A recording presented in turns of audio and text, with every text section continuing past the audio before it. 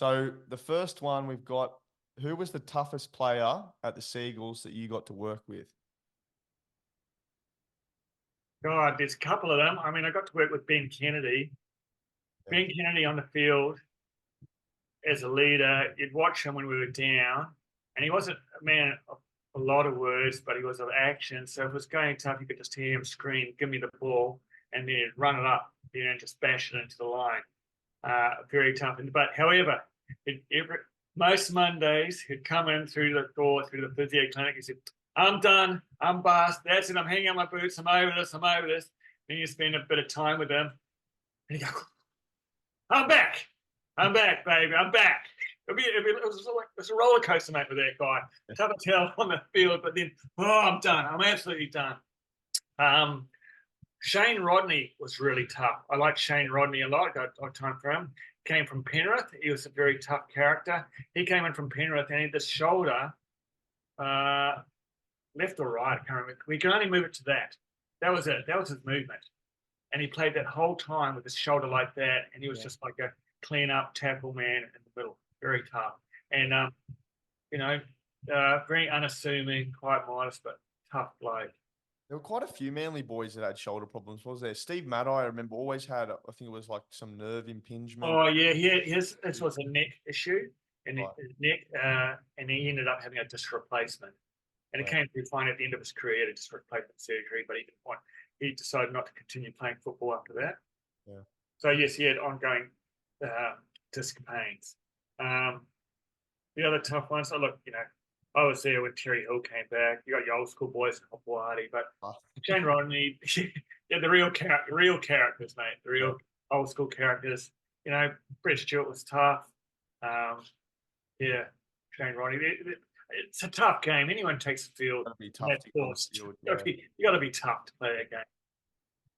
And what about the most diligent player with their recovery and rehabilitation? I imagine you're probably going to say someone like Matt Ballin, I think. Yeah, Matt Ballin. Well, he didn't really get injured, so he didn't have any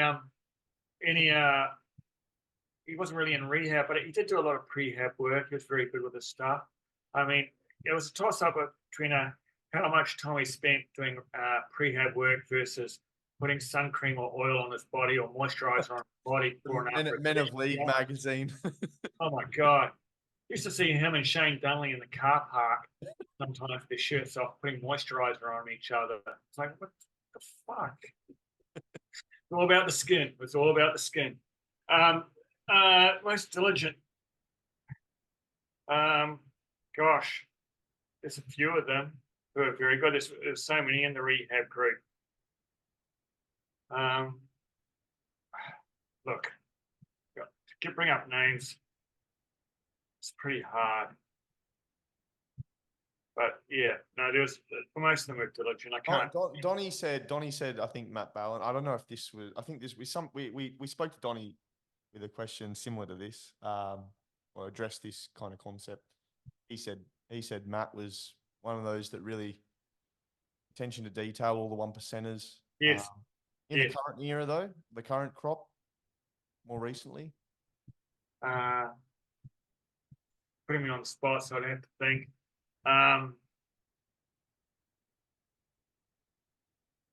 Gosh, who was there? Look, Daly Cherry Evans, he's immaculate with his work. That's why he's the one who's very diligent with everything. He's real. Tom Trbojevic, he's got a lot to do. He does. Trbojevic they do everything right. Same with Jake Trbojevic, very diligent.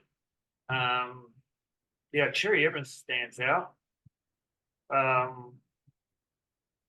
Who else was there? Nate Miles used to be very good at all his work as well. Even though he was injured a lot, he was very good at doing all his work as well.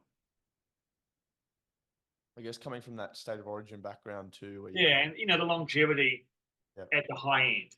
You look at these guys who spend a lot of time playing international as a state of origin and a number of games they do a year. Yeah.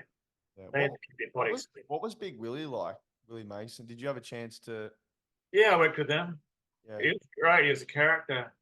And he had some sort of virus or something like that he was always sick on a Monday. It was really weird. It must have been a seventh day virus or something like Is it that. Oh, man, Monday'itis? Monday, yeah, Monday'itis. it's strange. We never did any blood tests on it, but couldn't find that Monday'itis that he had. No, he was great. He was good character. Good character. Good for the young people. No, it's good to have around. Real good. What is the hardest particular injury to rehabilitate? That's quite. For me, it was a rec fem strain. So the rectus femoris, for those who don't know, is one of your quad muscles, Yeah, right and it's a big long two joint muscle. It crosses the hip and crosses the knee. So it helps flex your hip and extend your knee.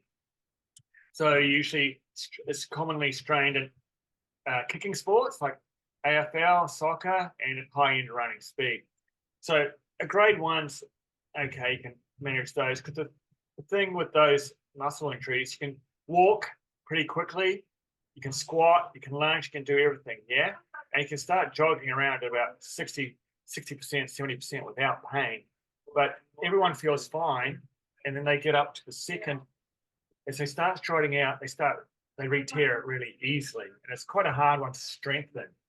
So the thing is, it's quite deceiving, and they can feel great up to a certain point, and then you go up to take it up to the next level, like, oh, re-tear. And it's very hard to measure where you're at with it. So rec fem's like, oh, tough. And the rec fem sits between vastus medialis, vastus lateralis, and it's more of it's a hip flexor, whereas those two quadricep, the vastus medialis, lateralis, are for knee extension, right? Yeah, so no, it's like the kicking motion. Yeah. It's a classic rec fem motion. Yeah. And when you're really striding out with your running, because you extend your leg, knee, and flex your hip at the same time. All right. So that is its main motion, yeah. Kicking and really when you're starting to sprint out, flex out. So that was always tough. The second one would be calf strains, and maybe a soleus strain, which is the deep muscle of the triceps surae, and they could be quite difficult. And you commonly you get to a certain point and you get a re-tear, and getting them right, but definitely rec femoris. How did you initially, and this is the last question, how did you initially get a role with the Seagulls? Okay, so what I did, I brought up, I moved over to Australia in '99, but I said to people in New Zealand, and gone over with a New Zealand under-16 development team over to Sydney, and I'd sent up some feelers because I wanted to move over to Australia because it was more opportunity over here and better reimbursement, and lined up a few interviews. While I was over here, and I took a job over in freshwater because it's on the northern beaches. And so I said to New Zealand, look, I'm going to be over here at this place. If you ever seen the team over, you need a physio, and you don't want to pay for one to come over, here's my contact details. And then I came over here and I started through one of the clients. Started working with Christian Brothers Rugby League down the road there in North Manly. And so anyway, I started working with them. And then, sure enough, New Zealand, I got some emails from New Zealand saying, seeing this team out, would you be okay? So yeah, sure, I'll hook up with them. So I started building up my rapport with New Zealand. At the same time, I had an opportunity to do the New South Wales Junior State Rugby League teams. So at that stage, it was under 16s and 18s. I think one of my first teams was under 16s was one of them. Second year, Jonathan Thurston actually played for the New South Wales under 16s, and then a year or two later, he's playing against us, the Queensland under 16s and 18s, because he was at Belmore down there. And so, I worked, and during those teams, man, I saw a lot of good players. Sonny Bill Williams was in them, the Sims, Michael Ernest. I had Carney and Gurney and all those sort of players come through those times. But anyway, so I eventually got to the stage where I worked with one of the New Zealand rugby league teams. Gary Freeman was the coach of it. I think it was like under 18s or something like that. And so I went into camp with him. And then a year later, he gives me a call. He says, what are you doing? Sort of, work. And he says, do you want to join me with the Kiwis? I'm a Kiwi coach now. Do you want to come across to the Kiwis? I said, sure. So I got in as the physio for the New Zealand national team.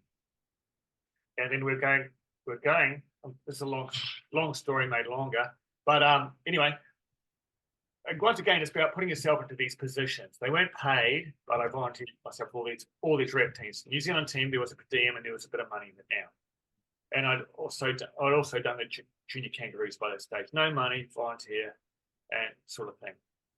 So you have to make some sacrifices. Anyway, we went on this big tour to Great Britain and France, and I was leaving my current job, and a physio guy at a course who had a clinic down in Canberra said, "Would you come and work for me?" I said, "Well, I'm going on this tour." He said, "What about you come back?" It was a big sports medicine clinic in Canberra. I said, "Okay, yeah, all right. When I get back, I'll move down to Canberra and work for you guys." And I got down there, so it was all very good experience. And they had a number of teams, including the Brumbies and what was the female basketball team? I think they did work with the Raiders down there. Actually, I remember treating Andrew Walker down there before he came to Manly. Little anecdotes along the way. So I did that great New Zealand tour, and I came back and I worked in Canberra. And after about 8 months, I was over it a bit. So I started putting up had some context about where to send my resume to NRL teams. I think I sent it to the Roosters, sent one to Manly, sent something else. Now at that stage, the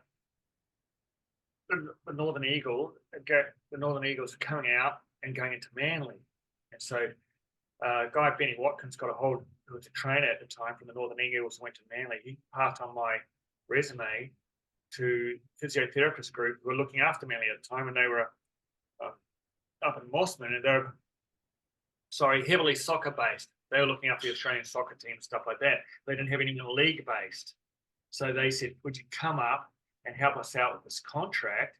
But you need to do some clinical hours as well." I said, "Yeah, sure, I'll do that."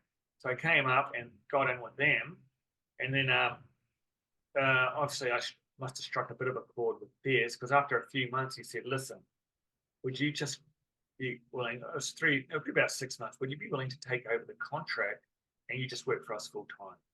And that's how it ended up, because they were more soccer physios and they were involved in Northern Spirit and the soccer team and stuff like that. And I was more a leaguey. I wasn't interested so much in the soccer, but I was more interested in the league side of things.